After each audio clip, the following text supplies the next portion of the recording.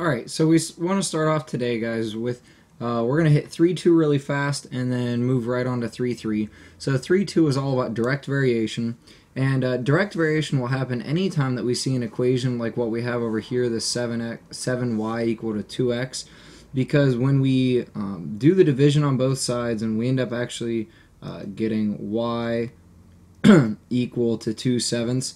Well, this is in our, what I was always taught was y equals mx form, but really now we're calling it the y equals kx form.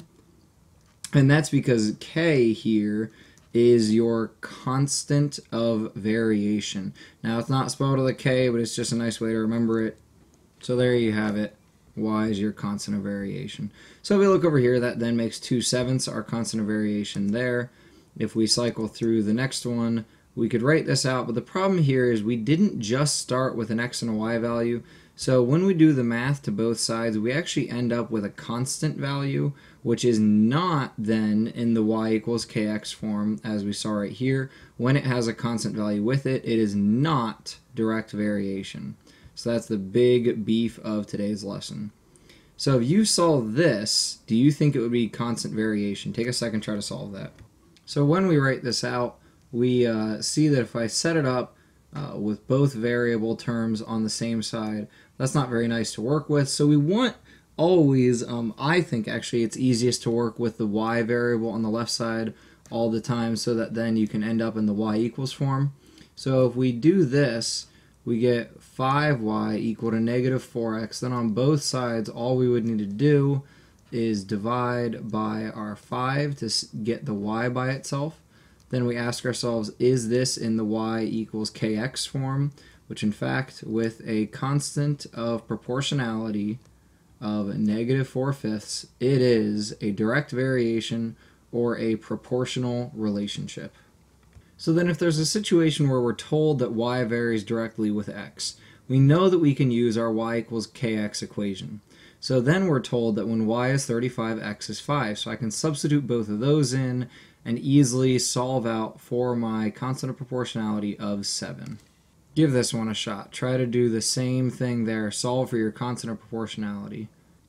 Alright, so to answer the first part of our question, where y is 10 and x is negative 2, we start out with our direct variation equation, y equals kx. Then we plug in our y value and our x value. We solve on each side by doing the division by negative 2, and we get a k value of negative 5. From there, we can plug that into our initial equation and get y equals negative 5x, which there we can use the x equals negative 15, which we're trying to solve for, and just plug that in as the x variable. So we'd have negative 5 times negative 15, which will equal a negative times a negative. Whenever you multiply with an even amount of negatives, they make a positive, and we get 75. We then see situations like this, where I can use direct variation where I know two things that vary, like weight on Earth and weight on Mars, and we know that no matter what you take up there, it'll have the same constant of proportionality, the same ratio between the gravities. So we can set up the weight on Earth relative to the weight on Mars and find out that the weight on Mars would be about 0.38 of the weight on Earth. Alright, so then we're able to graph this by making a table of values if we plug in the x values into the equation for y. So remember, y is always going to equal 0.38 times your x value. So obviously if something weighed 0 on Earth, it weighs 0 on Mars. If it weighed 50 pounds on Earth, it'd weigh 19 on Mars, and so on, so you get a nice filled-in table of comparison data. Now, what we do with that data from that table is we take the x values and the y values and make points with them. So each of them then creates an xy point on the graph that we can draw the graph of the line just like we see here. And again, a direct variation means the same as a proportional relationship. So we see our weight on Earth compared to our weight on Mars, and that line will continue through or originate from the 0, 0 point and continue on a straight path. So use that exact same method to go ahead and try to solve here for a person who weighs 100 pounds on Earth weighing 16.6 pounds on the moon. So now you're going to figure out that relationship for the moon like we just did for Mars. So pause the video and solve that. Alright, so we can set up a relationship saying that the moon weight is going to be the Earth weight times something. And this is our y equals kx relationship, where I've actually set it up x happening first, and then this constant of proportionality that we can solve for.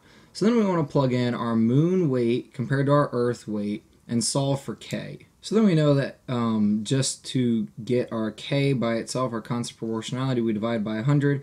Dividing by 100 can really just move my decimal 2 places, which gives me a constant of proportionality of 0.166.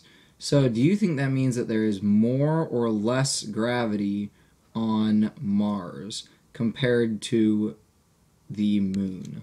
Well, that is right. There is less gravity on the moon because it has a lesser constant of proportionality. The constant proportionality of Mars was that 0.38, which means for every 100 Earth pounds, you'd have about 38 Martian pounds. So then if we wanted to set up a graph for this, we could do it a number of ways, but if I make my x-axis the Earth weight and my y-axis the moon weight, then I can just set up the point that I know, the 100 compared to 16.6, and I could scale these axes accordingly. I just wanted to make this graph kind of quickly. Another way that we can check for direct variation is to check each comparison of a point, of the y compared to the x. So if we set up the ratio of y to x, and y to x for these 3 different points and do the division, we get 1.5 for all of the points, which means these 3 points are an example of a direct variation.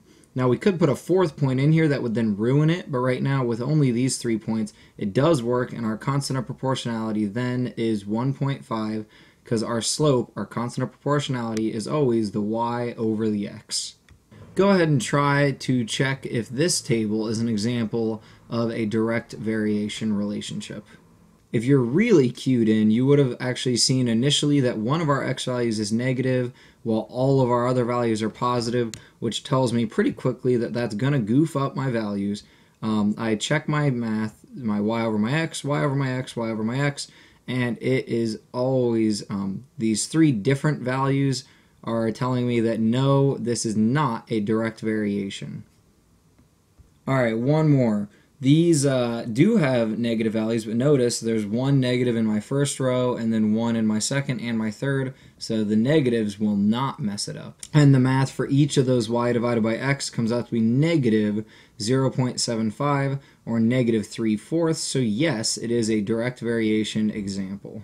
I'm going to go ahead and cut the video here, so make sure that you are comfortable with direct variation, how it is the same as a proportional relationship, and pick back up on 3.3 for slope-intercept after you get your 3.2 homework done. Thank you very much.